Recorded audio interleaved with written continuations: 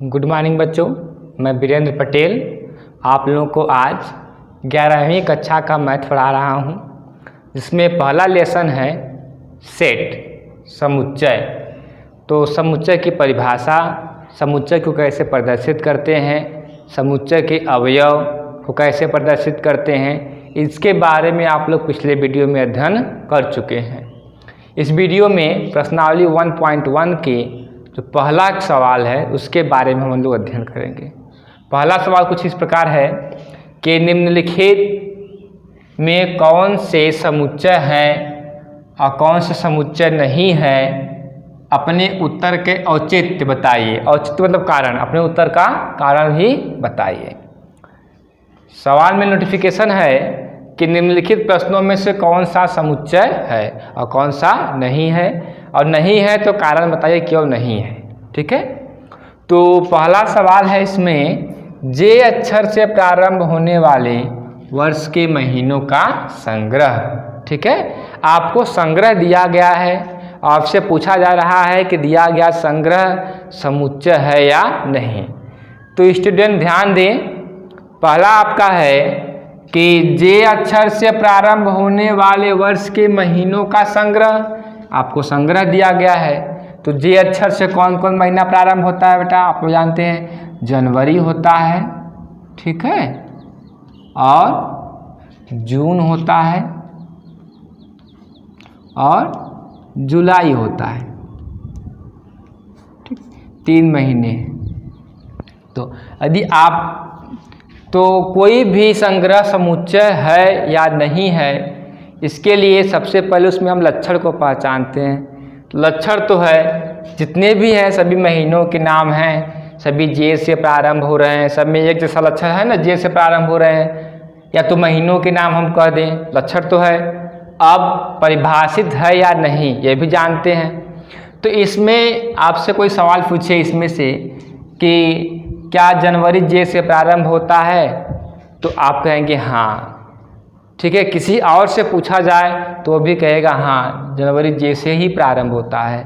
तो यह परिभाषित भी है।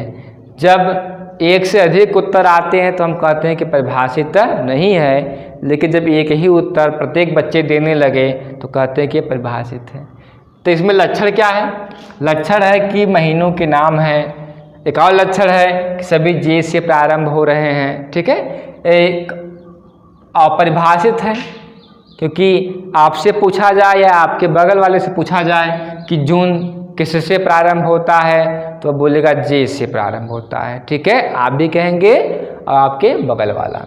तो जो पहला सवाल है कि जे अक्षर से प्रारंभ होने वाले वर्ष के महीनों का संग्रह या समुच्चय है, तो आप लिख देंगे कि यह समुच्चय है। बस आपको लिखना है या नहीं, नहीं है तो कारण भी देना है, और कारण भी आप लिखेंगे अपनी भाषा में, जो भी कारण आपको समझ में आता आप लिखेंगे। ठीक है, आगे है दूसरा सवाल, भारत के 10 सबसे अधिक प्रतिभाशाली लेखकों का संग्रह।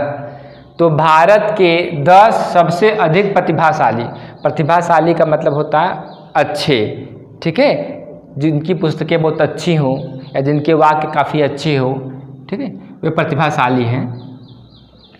तो भारत के 10 सबसे अधिक प्रतिभाशाली लेखकों का संग्रह, इसमें लक्षण तो है, लक्षण है बेटा ना। लक्षण क्या है कि सभी के सभी लेखक होंगे, भारत में रहने वाले होंगे, क्योंकि भारत की बात हो रही है। ये जैसा लक्षण है, चाहे हम मुंशी प्रेमचंद का नाम लें, चाहे हम जयशंकर प्रसाद का नाम लें, ठीक है, या मैथिली शरण गुप्त का नाम लें, सभी क्या होंगे, सभी लेखक ही होंगे, भारत के रहने वाले होंगे। इसमें लक्षण है लेकिन परिभाषित नहीं है बेटा। परिभाषित क्यों नहीं है? अगर हम आपसे पूछें कि आप बताइए कि सबसे अच्छा लेखक, प्रतिभाशाली लेखक कौन है, तो आप कह सकते हैं कि रामधारी सिंह दिनकर। हो सकता है आपका जो बगल वाला दोस्त है उसके लिए महादेवी वर्मा अच्छी लेखिका हो, हाँ, या तो किसी के लिए जयशंकर प्रसाद अच्छे लेखक होंगे। तो प्रत्येक व्यक्ति के लिए प्रतिभाशाली अलग अलग हो जाएंगे। ठीक है, तो हम कह देंगे कि यह परिभाषित नहीं है, क्योंकि प्रत्येक व्यक्ति के प्रत्येक व्यक्ति का या प्रत्येक व्यक्ति के लिए प्रतिभाशाली लेखक अलग अलग हो जाएंगे, अतः यह परिभाषित नहीं है, यह सुपरिभाषित नहीं है, इसीलिए यह समुच्चय नहीं है। ठीक है, आगे प्रश्न नंबर 3, विश्व के सर्वश्रेष्ठ 11 बल्लेबाजों का संग्रह। विश्व के सर्वश्रेष्ठ 11 बल्लेबाजों का संग्रह, आपको संग्रह दिया गया है, पूछा जा रहा है कि ये बताइए समुच्चय है या नहीं। तो सबसे पहले हम लक्षण को पहचानेंगे। लक्षण क्या है कि वे बल्लेबाज होंगे, बल्लेबाज होंगे ना। ठीक है, लक्षण है कि सभी के सभी क्या होंगे, बल्लेबाज होंगे, लेकिन परिभाषित नहीं है। क्यों? क्योंकि आपसे पूछा जाए कि सबसे अच्छा बल्लेबाज कौन है तो आप महेंद्र सिंह धोनी बता देंगे। आपके दोस्त से पूछा जाए तो हो सकता है धोनी बताए, या उसके लिए सचिन अच्छे बल्लेबाज हों। ठीक है, किसी के लिए राहुल द्रविड़ अच्छे बल्लेबाज हो जाते हैं। तो इस अवस्था में एक से अधिक आपको आंसर मिल रहे हैं, तो हम कह सकते हैं कि दिए गए वाक्य में या दिए गए संग्रह में लक्षण तो है कि सभी बल्लेबाज हैं, किंतु सुपरिभाषित नहीं है, क्योंकि प्रत्येक व्यक्ति के लिए सर्वश्रेष्ठ बल्लेबाज अलग अलग होते हैं। ठीक है, तो यह जो 3 नंबर है यह सुपरिभाषित नहीं है, अतः यह समुच्चय नहीं है। आगे प्रश्न नंबर 4 में, आपके कक्षा के सभी बालकों का संग्रह। आपके कक्षा के सभी बालकों के या बालकों का संग्रह। तो सबसे पहले लक्षण पहचानेंगे। लक्षण तो है कि सभी के सभी 11 में पढ़ने वाले होंगे। ठीक है, और सभी आपके कक्षा में ही पढ़ने वाले होंगे। बहुत सारे लक्षण है इसमें, लक्षण है ना, लेकिन परिभाषित है या नहीं ये भी देख लिए आप। तो यदि किसी से पूछा जाए या आप ही से पूछा जाए कि आपके कक्षा में जितने लोग पढ़ते हैं आप सबकी पहचान ही लेंगे। मान लीजिए आपसे पूछा जाए कि मोहन आपकी कक्षा में पढ़ता है या नहीं। अगर आपकी कक्षा में पढ़ता होगा तो आप कह देंगे कि हाँ हमारे कक्षा में पढ़ता है। नहीं पढ़ता होगा तो आप कह देंगे नहीं पढ़ता है। वही सवाल आपके दोस्त से पूछा जाए कि क्या मोहन आपकी कक्षा में पढ़ता है या नहीं, तो पढ़ता होगा तो कहेगा हाँ पढ़ता है, और नहीं तो नहीं।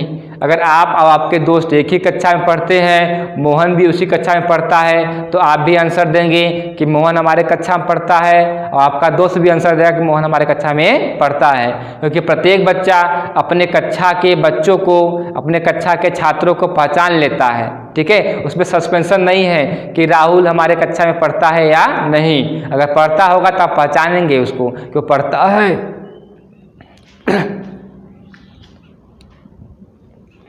तो आपके कक्षा के सभी बालकों का संग्रह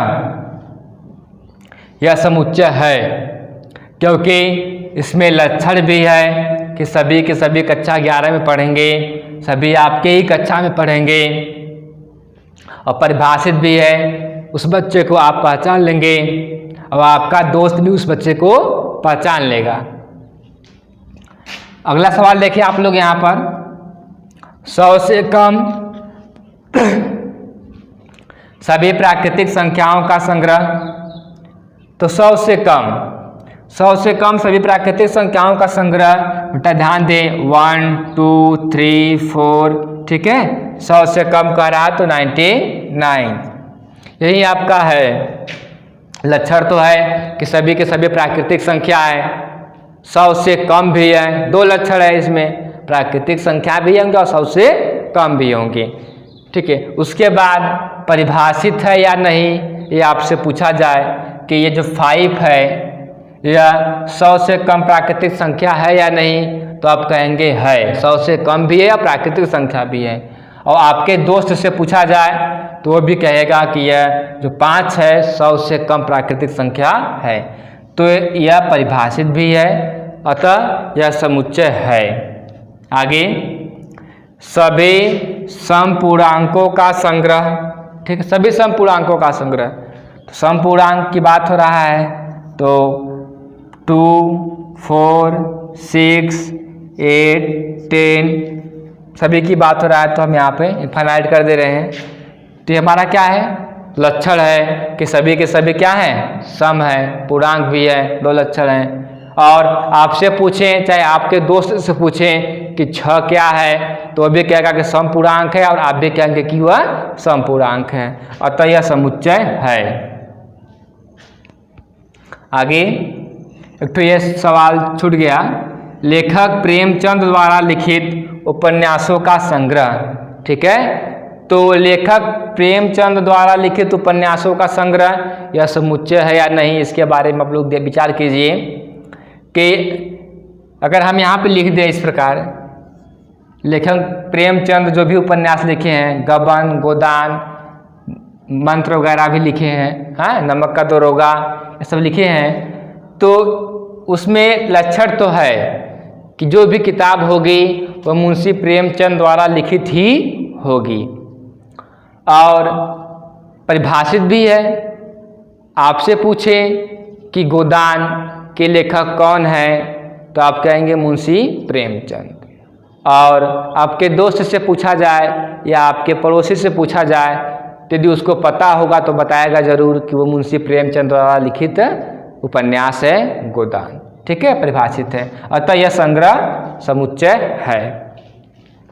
इस अध्याय में आने वाले प्रश्नों का संग्रह यह भी समुच्चय है। ठीक है, प्रश्न में लक्षण है, लक्षण क्या है कि सभी जो प्रश्न होंगे इसी अध्याय में आए होंगे, और परिभाषित भी है क्योंकि आपसे पूछेंगे कि यह सवाल इस पाठ में है कि नहीं, अगर होगा तब कहेंगे है, और नहीं होगा तो कहेंगे नहीं है। वही काम आपका दोस्त भी बोलेगा कि अगर सवाल है तो कहेगा है, नहीं तो नहीं है, तो आपका आंसर उसका आंसर सेम होगा, तो परिभाषित है तो उत्तर सेम आ रहा है, और यह समुच्चय है। आगे, विश्व के सबसे अधिक प्रतिभाशाली विश्व के सबसे अधिक खतरनाक जानवरों का संग्रह। आखिरी सवाल 9 नंबर, विश्व के सबसे अधिक खतरनाक जानवरों का संग्रह।